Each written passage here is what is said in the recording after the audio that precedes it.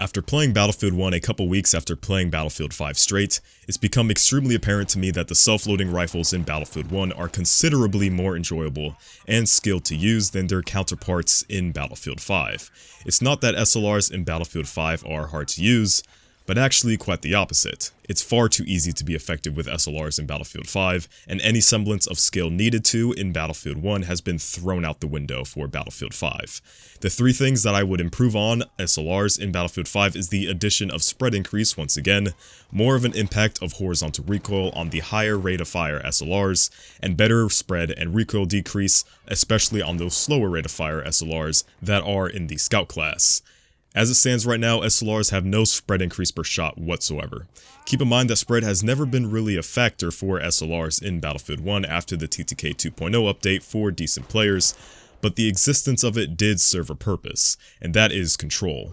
Currently, you have no control whatsoever over the spread on your SLR in Battlefield 5. There is nothing you can physically do as a player to improve base spread, as you can with spread increase. But since SLRs in Battlefield 5 sit at a min spread value of 0.1, which can be reduced even further with specializations, this really isn't much of a problem. And this is where I'd ask, what is the point of even having base spread on SLRs? SLRs are probably the only weapon class in addition to bolt actions where I'd actually want no base spread whatsoever and entirely rely on spread increase. Spread increase allows for skilled users to control their spread they accumulate through consecutive shots, while also punishing unskilled players using suboptimal methods of shooting. The absence of spread increase on SLRs has led to just mag dumping your SLR, as that is literally the only way to effectively use them. I don't find this playstyle to be interesting whatsoever. If you've ever spent any time using the SLRs on the Assault class in Battlefield 5, you might have noticed that horizontal recoil is pretty much non-existent on these weapons. Like spread increase, this should further be used to separate the good from the bad players, with horizontal recoil and spread only affecting your weapon once you start to use it suboptimally, while basically having zero effect within your minimum bullet to kill range.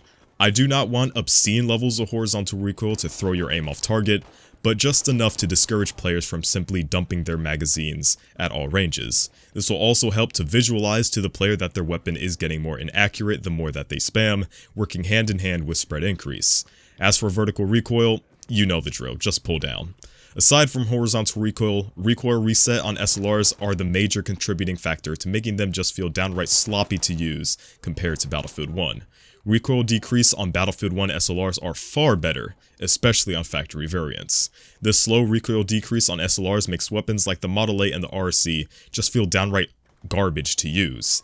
If anything, it's these slow rate of fire weapons within the Scout class that should be getting the most benefit from spread decrease. But that just simply isn't the case right now.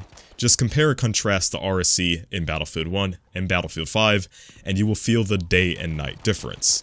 The complete lack of spread increase, virtually non-existent horizontal recoil, and slow recoil decrease has made SLRs in Battlefield 5 feel sloppy, with little skill needed to use. I hope that in the future DICE will change how SLRs are handled to make them more enjoyable to use and increase the skill gap between your average player and someone who actually knows how to use their weapon. Also, if we could get these tweaked SLRs back in the medic class, that would be very appreciated. Anyways, that's gonna wrap it up for today. As always, it's been BloodHound, and I'll catch you guys on the next one.